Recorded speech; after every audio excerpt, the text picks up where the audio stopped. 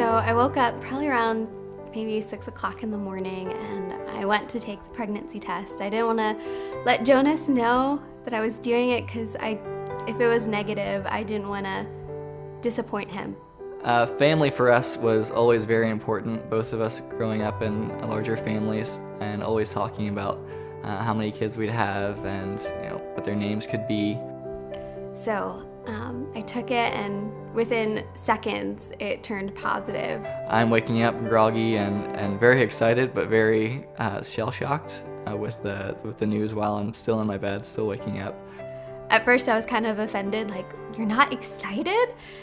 But he finally got to the same level that I was, and we just celebrated the rest of the day.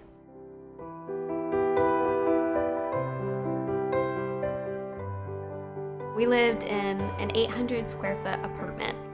We moved our bed around, and it was kind of like engineering, trying to decide where things will go. And we finally found a place in our bedroom where it was going to be our baby's corner.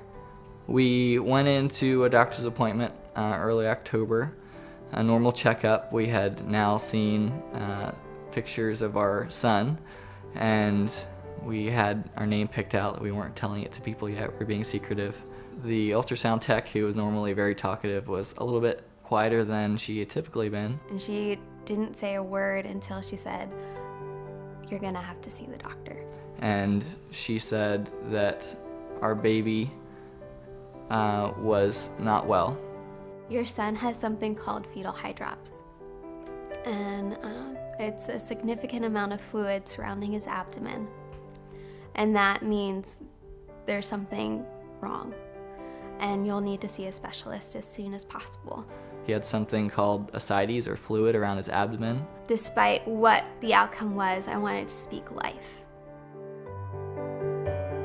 Checking in to see our first doctor at the medical center in downtown Houston, immediately he told us that his heart rate was going up from the normal, what should be around 130 for his age, up to 280 beats per minute.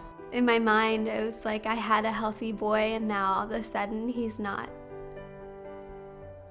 And there's nothing that I could do. So it took us to a place where our hope had to be in Christ. We were seen by a specialist. We were told that we were very lucky to see her. And so she specializes in specifically fetal cardiology, and she took the ultrasound machine and she was looking around, and everyone was talking again and continued to kind of whisper and talk about things that I didn't understand. My wife heard some talk about a heart condition that she knew was fatal. When they told us the diagnosis, they wheeled me out of the room into this small conference room where there was tissues sitting on the table. And they told me and Jonas and my mom, and I was just, my heart broke. Could do nothing but just pray in that room. I prayed, thanking God for his goodness and thanking him that he was in control and that he knew what was happening and that he was bigger than it and that he had our best plans in mind. And so we clung to hope for our son. They made sure that we were aware of the condition of our son, that he wasn't expected to live, and we had to walk through each step of labor, medication, yes or no, autopsy after delivery, yes or no, what they would do if he went into cardiac arrest, and we had to be okay with letting him pass if he did go into cardiac arrest. And that was the hardest hour of our life in that room, and we walked out with a piece of paper that was essentially the plan for our son passing. And so from that point we prepared for a funeral, and I, as the husband, had to take that on me to make sure that I had those things in place for my wife and for our family. Every morning I woke up to see our baby's corner and realizing that we wouldn't have a baby in our corner. I gathered together with some guys, and they offered to help me move all of our baby gifts and our crib and everything out of our apartment. It was late in October, and we went to yet another doctor's appointment.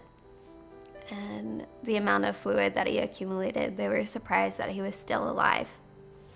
And they said, this weekend he'll most likely pass, so prepare yourself to deliver next week. So we went back home and continued to pray. And so it was my Hail Mary prayer, like, Lord, save my son. I want you to save my son. The following Monday, we go in, and they wanted just to see if he had a heartbeat. With disappointment, we were just waiting, and we were a little bit irritated that it was taking as long as it was with the new ultrasound tech, and she kept looking around and kept taking more measurements, and she looked a little bit confused. And so we sat there, and she said she's going to talk to the doctor and she'd be back in a minute. So the doctor came back in. And she kept on asking me, okay, what's your name? What's the date of birth? Are you sure? And I just thought she had no idea what she was doing.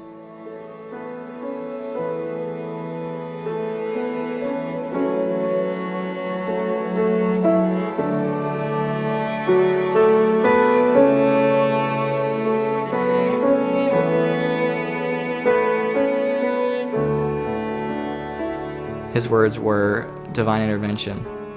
And so I was kind of confused.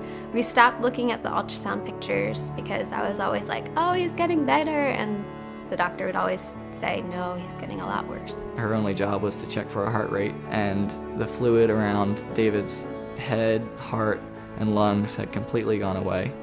The shape of his heart, which was elongated from the condition, had literally changed shape into a normal heart. Your son is a completely different baby. The fluid that was around his head, his heart, and his lungs are completely gone. Teams of doctors met afterwards, and we were the talk of the debriefing about the cases in the medical center at that point. And Jonas said, God, you are good. You are good.